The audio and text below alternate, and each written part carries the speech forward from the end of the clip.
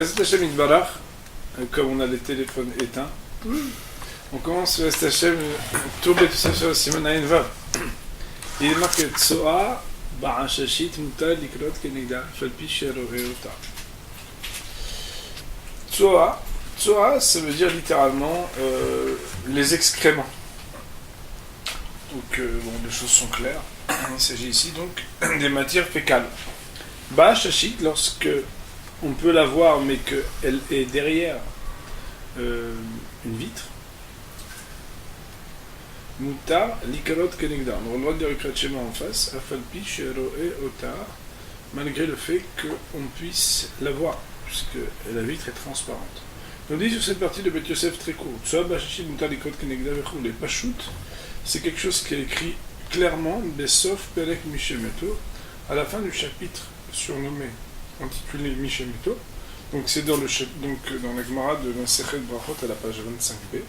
Au Mefaresh Ta'ama, et la Gemara explique la raison, Mishum Detsoa Bekisui Tali Amilta.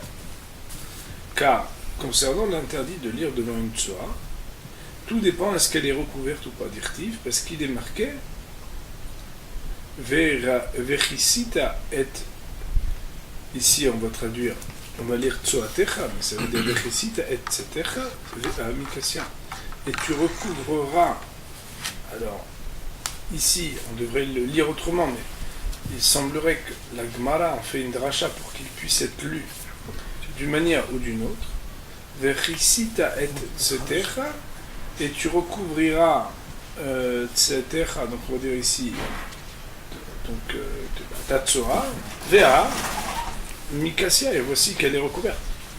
Autrement dit qu'à partir du moment où c'est recouvert, il ne s'agit pas ici de pouvoir regarder, comme c'était le cas pour Hervad Davar. Vous vous rappelez qu'Hervad Davar, ça dépendait qu'on puisse voir ou pas. Ici, ça dépend est-ce que c'est recouvert ou pas recouvert. Alors, nous avons regardé les psukim qui demandaient quand même à être étudiés un peu plus clairement. Là-bas, il est question de garder le camp propre et sain. Pourquoi? Alors, une chose est évidente, c'est que même si on a beaucoup de respect pour les soldats de toutes les armées du monde, et en particulier les soldats d'Aram Israël, mais il n'en reste pas moins qu'à l'époque, je ne sais pas si vous savez, mais à l'époque, par exemple, la Mishnah nous dit dans le traité de Kiddushin que tout celui qui faisait partie des bataillons de l'armée de David, on n'avait pas à chercher s'il était de bonne famille ou non, c'est sûr qu'il était de bonne famille. Pourquoi? Parce que pour pouvoir gagner les guerres, on envoyait des gens qui étaient de tzadikim. Quand quelqu'un n'était pas de tzadik, il restait chez lui. Top. Alors il y en a qui vont dire, alors tous les religieux, s'ils pensent qu'ils sont plus à voir avec la Torah, c'est eux qui devraient aller sur le front, parce que c'est comme ça qu'on va gagner les guerres. Top. Alors c'est une bonne question, mais c'est pas du tout le sujet. Une chose est certaine, c'est que c'est la présence divine qui permet de gagner les guerres. Comme c'est marqué, qui a Hashem yelahem lachem ve'atem taharishun.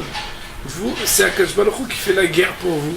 Et on sait bien que dans les guerres de conquête d'Eretz Israël, alors il y a eu des miracles extraordinaires. Alors ici, la paracha nous met en garde de plusieurs choses. Premièrement, que c'est-à-dire pour que le camp puisse être protégé par Hashem, il faut que le camp permette la présence divine.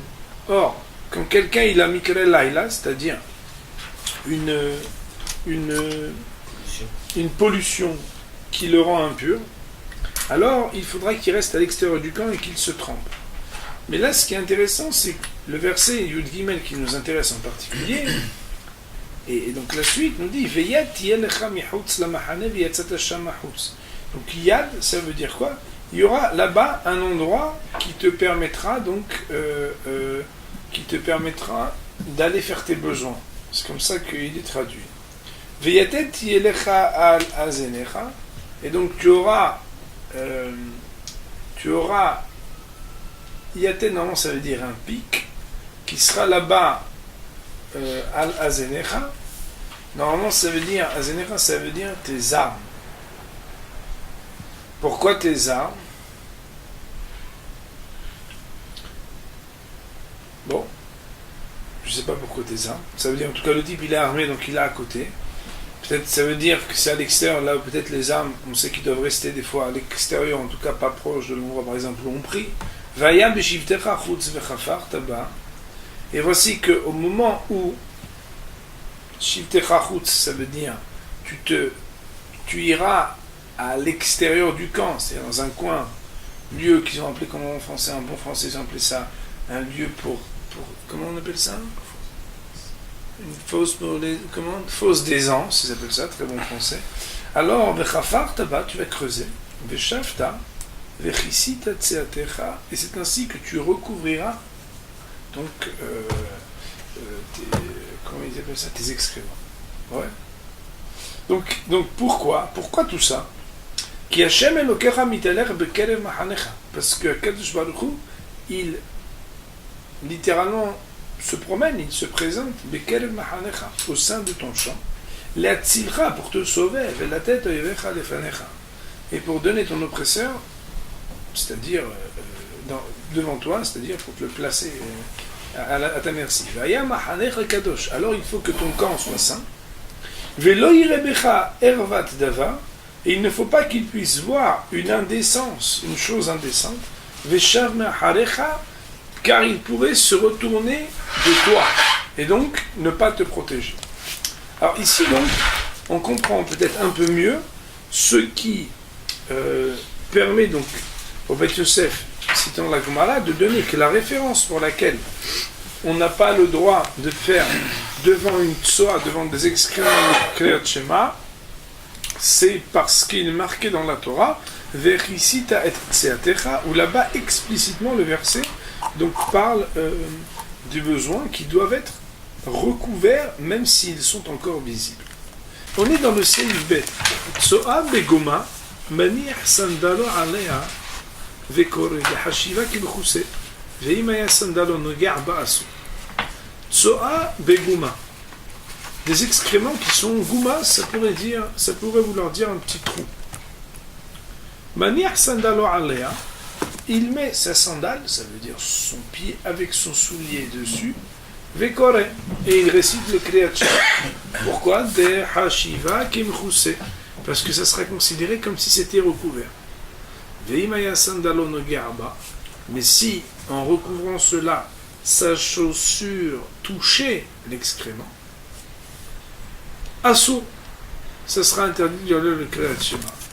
De manière générale, de toute façon, les gens font très attention à ne pas salir leurs souliers. Mais ici, il ne s'agit pas seulement de salir ou non leurs souliers. Ce qui nous intéresse, c'est uniquement de savoir si on peut lire ou non le Kriyat Shema. Voyons sur cette partie le Beth Yosef. Il y a marqué dans le Beth Yosef, Tsoa beguma vechule veimaya sandalon garba asur. Si ses chaussures elles touchaient, alors c'est interdit. Sham, là-bas dans la même Gemara. Amar Rava de dire Tsoa beguma maniach sandalo alea vekole Kriyat Shema. S'il y avait une tsoa dans un trou de terre, alors il met sa sandale dessus, sa chaussure dessus, et il dit Kriyat Shema. Ba'amine Marbere de Ravina. Marbere de Ravina s'est posé une question là-dessus. Tsoa dvuka besandalo. Si quelqu'un il a une tsoa qui est collée à sa chaussure, maï, qu'est-ce qu'il peut faire? Et l'Agmara, Teko, reste sans réponse. Teko, c'est l'acrostiche de Tishbi yetaretz kushiot ou ba'ayot. Ça veut dire Eliyahu Navi, lui, à la fin des temps, répondra des questions et des problèmes non résolus. Teku, vekatav arosh, et le roche d'écrire. Maniach sandalo alea vekore. Quand il est marqué que l'on pose son soulier dessus et qu'on lit le Kriyat Shema, velo amrinan de sandalo batil legabe gufo, et qu'on ne dira pas que la chaussure fait partie comme si c'était son propre corps. Velo hashiv kisui, pour dire que ça n'est pas un kisui. Ça veut dire quoi? Il entend le roche que le hidouche de dire que quand la chaussure recouvre, ça marche. A priori, on aurait pu se dire, mais c'est pas un hidouche, c'est normal. Couvrir, c'est couvrir. Avec la sandale ou avec quelque chose d'autre, que ça change. Non, c'est parce qu'on aurait pu penser que, étant donné que c'est ton soulier, il prend la loi de ton corps. Or, si tu recouvres avec ton pied, ce serait pas possible, c'est assez élémentaire. de comprendre qu'il ne faudrait pas que tu sois juste au-dessus de la tsoa. Parce que l'idée de recouvrir, c'est que ton corps n'est pas dans le même espace que la tsoa se trouve. C'est pour ça qu'on la recouvre. Donc on aurait pu penser que ta chaussure, au même titre que ton pied, pose problème lorsque tu poses ton pied, ton pied même avec ton soulier dessus. Cela vient nous apprendre que non. Le soulier n'est pas bâti, il ne s'annule pas au corps. Et Behemet, il est considéré comme un kisui. Je répète dans les mots. Velo abrinan. On vient nous apprendre qu'il ne faut pas dire sandal batil lega begoufo, que le soulier s'annule au corps. Velo hashif kisui. Et qu'à cause de cela, quand tu mets ton pied avec ton soulier sur la tsoa, c'est pas un kisui. Mais de son interprétation aux roches, de ce que le soulier peut aider à couvrir, regardez, il arrive à comprendre et à résoudre la problématique qui est posée par la Gemara concernant le soulier qui est collé sur la tsoa. Tsoa dvuka besandalo maou, lorsque le roche ramène le doute que la Gemara a concernant la tsoa collée sur son sandal, sur sa chaussure, Pirouche, il explique, chez un sandal noga betsoa, quand la sandale touche la tsoa. Autrement dit, le roche explique qu'il ne s'agit pas d'un cas de figure où il a de la tsoa sur sa chaussure, mais c'est le même cas de figure que la Gemara quand il vient recouvrir, seulement c'est quand il vient recouvrir d'une manière où sa chaussure va toucher la tsoa. Maou, c'est ça que la Gemara, selon le roche, pose comme question, et à propos de quoi elle dit Tekou, c'est que Behemet, il n'y a pas de réponse. Alors, Behemet, le Beit Yosef d'amener le roche qui dit Vekol Tekou de Isura le Humra. Il y a un klal dans Tekou, un Tekou qui est Beisura concernant des choses interdites, alors c'est la Humra, on s'abstient. Vekachem divrei Rambam, c'est ainsi aussi que le Rambam a compris et a tranché. Beperek Gimel ilchot kriyat shema, chodesh Shavin ilchot kriyat shema. Rabbeinu Yonah, le Rabbeinu Yonah Piresh, il expliqué tsoa beguma pore sandalo alea. Quand Behemet il y a une tsoa dans un trou, alors il met sa sandale dessus, moutal, c'est permis. De kevan she'en reach pardon, excusez-moi. De kevan she'en reach ra' magia elav. Et là on rentre une nouvelle notion que nous n'avions pas eue jusqu'à présent. Puisque la mauvaise odeur ne peut pas arriver à lui, c'est comme si Behemet, elle était recouverte d'un ustensile, cette tsoa. Et ça serait permis même si sa chaussure touchait la tsoa. Ah, comment? On est obligé de dire que Rabbi Yonah, il n'a pas compris la Gemara comme le roche. Pourquoi? Parce que s'il avait compris la Gemara comme le roche, ça aurait voulu dire que là où la Gemara l'a dit Tekou, lui il permet. Non, Maï de Baïmar Baravina Dvuka Besandalo.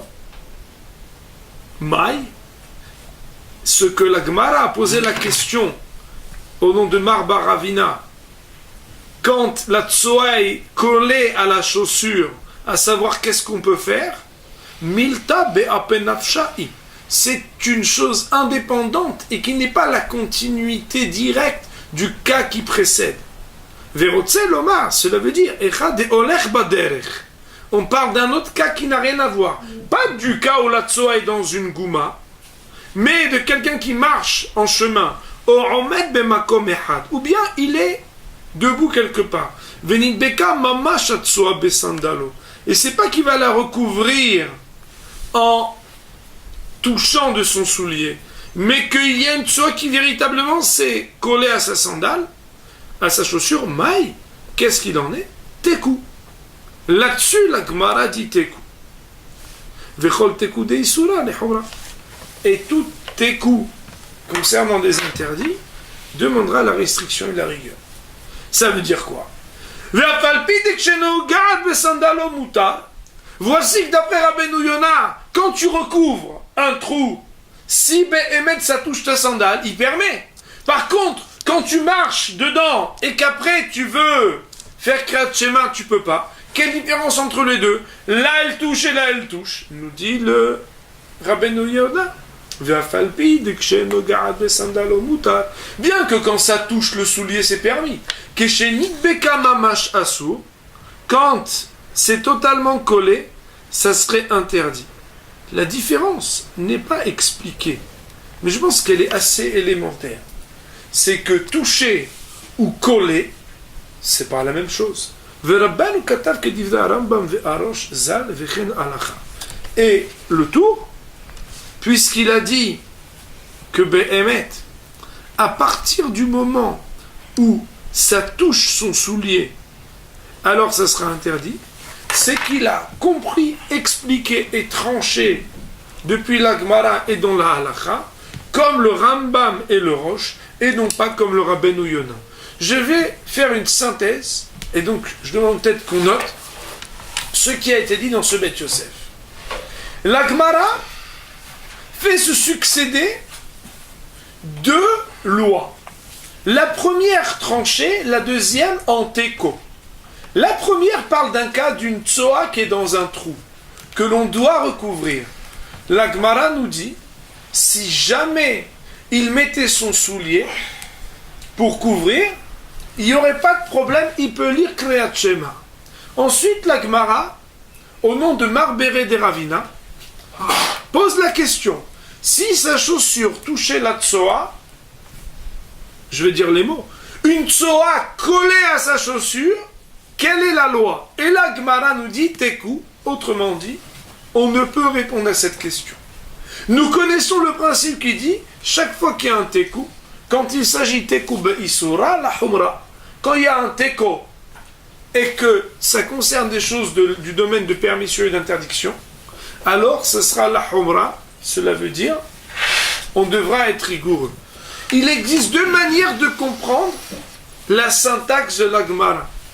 Première manière de comprendre, c'est que dans la continuité parfaite du cas où la tsoa a été dans un trou, on vient te dire que malgré le fait que tu aurais pu penser que la chaussure avait partie du corps et que de la même manière ton corps s'y recouvrait ça serait pas bon, de la même manière la chaussure aussi, on vient te dire qu'il n'y a pas de problème, ta chaussure tu peux. Par contre, quand ta chaussure qui recouvre ce trou où la tsoa se trouve, si ta chaussure elle touche, alors là les choses sont différentes. Et à ce propos, et c'est ainsi qu'ont compris le Rambam et le Roche, la Gemara dit tekou.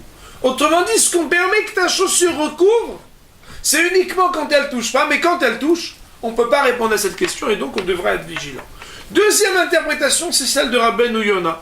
Rabbeinu Yonah de nous dire, quand Behemet il y a un trou avec la tsoa, la Gemara nous dit, il n'y a pas de problème de recouvrir. Quand cela touche même, il n'y a pas de problème non plus aussi de recouvrir. Ce que la Gemara elle parle quand elle demande si c'est collé, elle ne parle plus du tout du cas de figure où la tsoa est dans une gouma, dans un trou.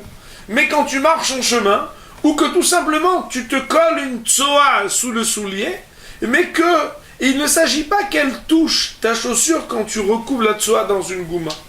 À ce propos-là, on a un doute et on doit être la humra. Ah, tu vas me dire, mais attends, dans les deux cas, ça touche. Non, dans un cas, c'est touché. Dans l'autre cas, c'est c'est collé. Et quand c'est touché, c'est pas comme quand c'est collé. Ça, c'est les deux interprétations. Le tour qui dit que quand il met sa chaussure, c'est couvert et c'est permis, mais quand ça touche, c'est interdit. C'est qu'il a compris la Gemara et donc la Halakha, que le teko de la Gemara parle du cas où la tsoa est dans la gouma et que le pied recouvre, quand il ne touche pas le soulier, la tsoa, c'est totalement permis. Quand la tsoa touche le soulier, teko et teko de isura la humra. Il y a marqué Seif Gimel dans le tour. Et Iviru tsoa lefanav asur likrot kenegda.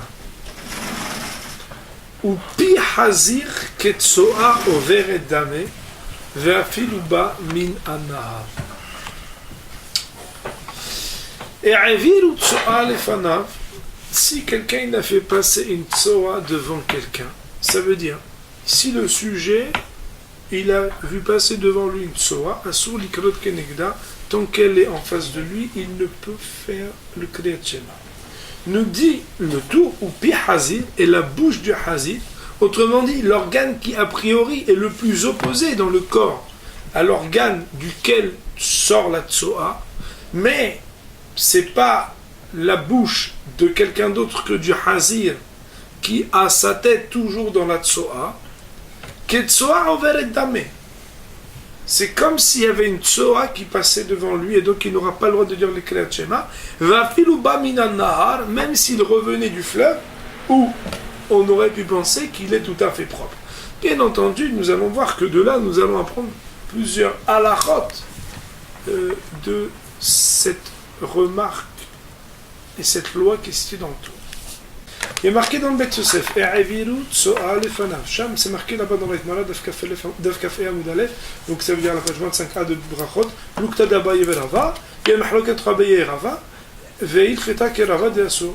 Et là, Allah est comme Rava que c'est interdit. Sous-entendu, on voit, cher ami, on voit qu'il y avait une Mahloket, il y en a qui diraient que Bemet si elle est Overet, il n'y a pas de problème, et qu'on tient la halakha que ça pose un problème. Donc on voit que c'est pas si évident que ça. Puis Hazir, Ketsoa Dame. Et la bouche de Hazir, c'est comme une tsoa qui passe. Sham, Memra de Rav Papa. Là-bas, c'est un adage de Rav Papa. Que quoi? Vekshinan Pshita, la Gemara dit, mais c'est évident, c'est trivial. Puis laisse Rashi d'expliquer la question de la Gemara. Pshita de Pi Hazir, Eno Belot Tsoa. C'est élémentaire de savoir que la bouche de Hazir elle est toujours pleine de tsoa. Mais Adrina, mais la Gemara elle répond l'autre selicha afalgav de salik minahara.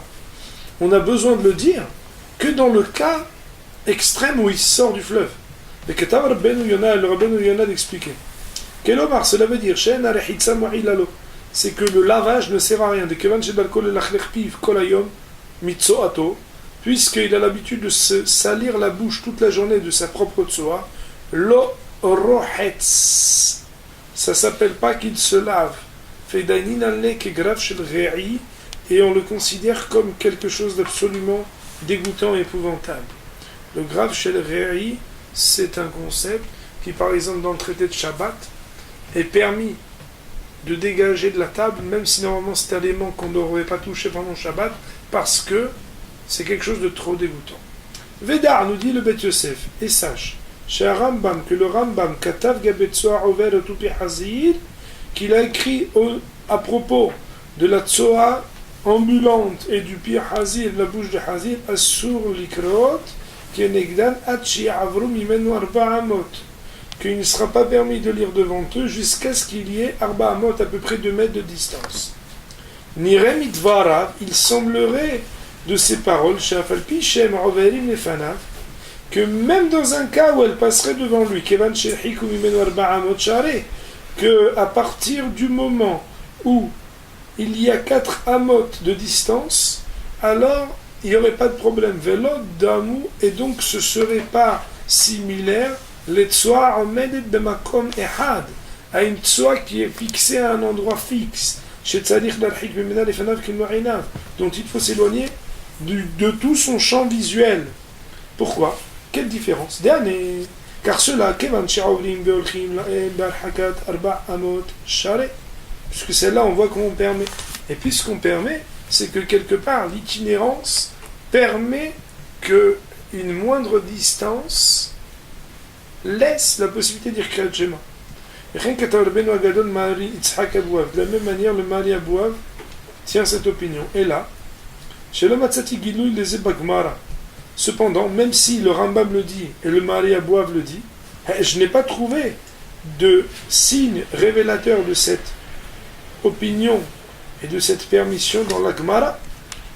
L'écart, c'est pourquoi c'est pourquoi il me semblerait dire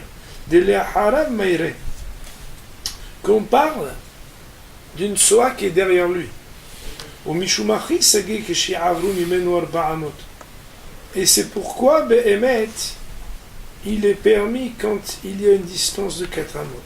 Aval mi lefanav, mais le Bet Yosef nous dit quand il est en face, tzalik le'archik melo enav, même d'une tsoa ambulante, il faudra s'éloigner de tout son champ visuel. Et d'ailleurs, c'est comme ça qu'il semble des paroles du tour.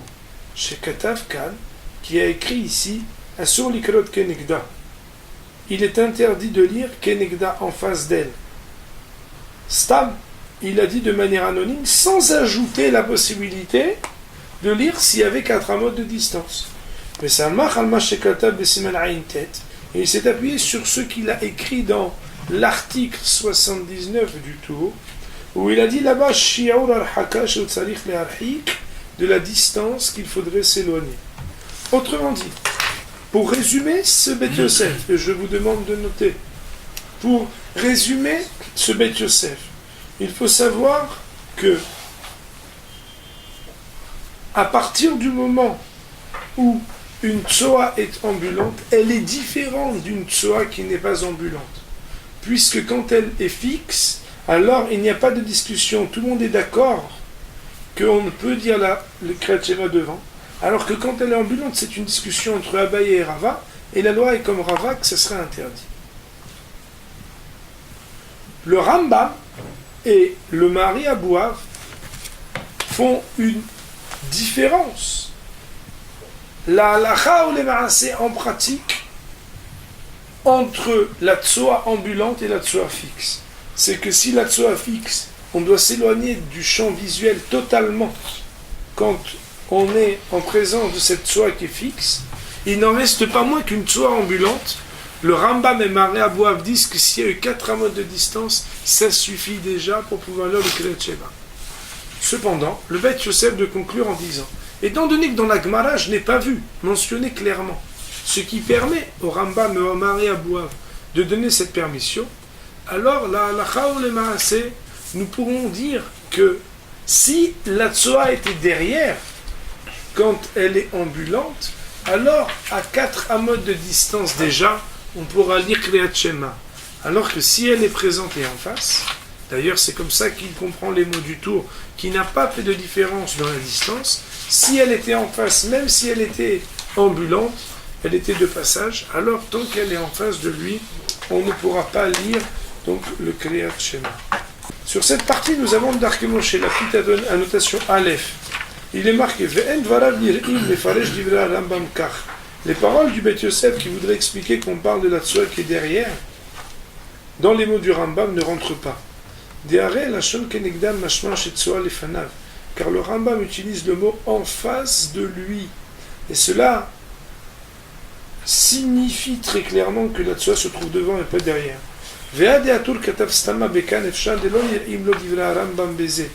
Et il est possible qu'en réalité le tour n'est pas en accord avec le Rambam. Parce que, d'après le Beth Yosef, on aurait pu comprendre que puisque le tour parle de la tsoa en face, c'est que la tsoa en face, il faut toujours être loin, très loin.